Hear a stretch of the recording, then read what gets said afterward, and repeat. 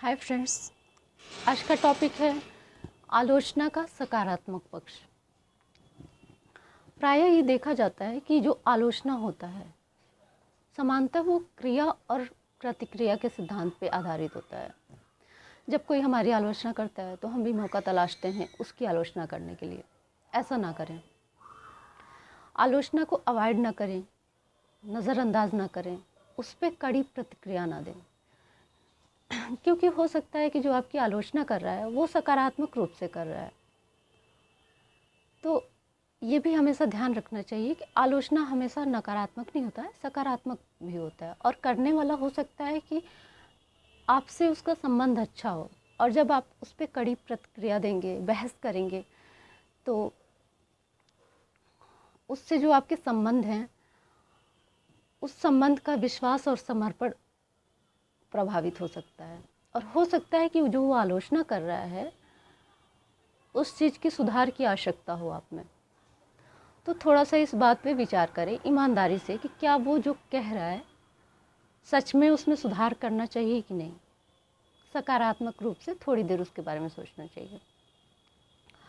और यह भी ध्यान रखें, मतलब यही मतलब है कि ये ध्यान रखें कि जो आलोचना है हमेशा उसका उद्देश्य नकारात्मक नहीं होता है। आलोचना का उद्देश्य कभी कभी आपके विकास के लिए भी हो सकता है। इस बात को हमेशा ध्यान रखें, और इसीलिए इसको व्यक्तिगत अपमान के तौर पे ना लें। ये ना सोचें कि सामने वाले ने मेरी बेइज्जती कर दी या फिर मेरा अपमान करने के उद्देश्य से उसने ये बात कहा है।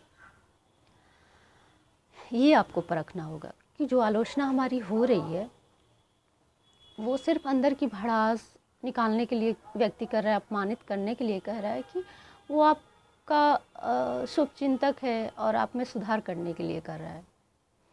तो इस अंतर को आपको समझना होगा और आलोचना को अपने पक्ष में करने की आदत डालने। इससे दीर्घकालिक तौर पे लाभ होता है, लंबे समय तक के लिए लाभ होता है।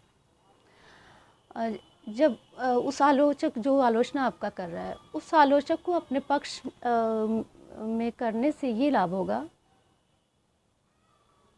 कि आप जो व्यर्थ का बहस करेंगे उससे आप बच जाएंगे। आप जो आलोचक है उससे बोले कि आप उसकी बातों पे अमल करेंगे, बल्कि उसका धन्यवाद भी दें। ऐसा करने से उसके मन में जो क्षोभ है जिस कारण वो आलोचना कर रहा है वो ख़त्म होगा, बल्कि आपका समय भी बचेगा और बातचीत पूरी तरह से शांतिपूर्ण तरीके से ख़त्म होगा।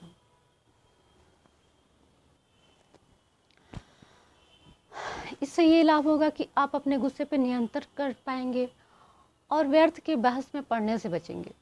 समय की बर्बादी से छुटकारा मिल जाएगा। कभी कभी कोई मूर्ख व्यक्ति भी अज्ञानता के कारण आलोचना कर देता है। तो किसी कमतर व्यक्ति की आलोचना से ना भड़कें, ना उसकी आलोचना को ध्यान दें, नज़रअंदाज कर दें, अवॉइड कर दें, ये समझ के कि वो अज्ञानी है, उसको माफ़ कर दें। इस प्रकार आप अपने गुस्से पर नियंत्रण पा सकते हैं और व्यर्थ के विवाद से बच सकते हैं। इससे आपका समय बचेगा, आपका मूड खराब नहीं होगा। तो इस तरह से आप अपनी आलोचना को सकारात्मक पक्ष में बदल सकते हैं।